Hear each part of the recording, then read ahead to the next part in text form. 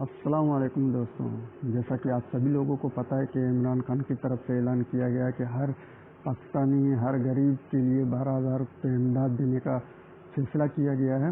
تو اس کے لیے آپ سبھی کو 8171 پر اپنا NIC نمبر لکھ کر سینڈ کرنا پڑے گا۔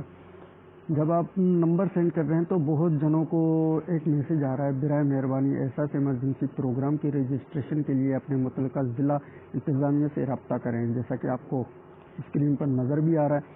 تو لوگ پریشان ہیں کہ ہم کہاں جائیں، انتظامیہ کون ہے؟ تو اس کے لیے میں یہ ویب سائٹ ہے eehsas.nadra.government.pk۔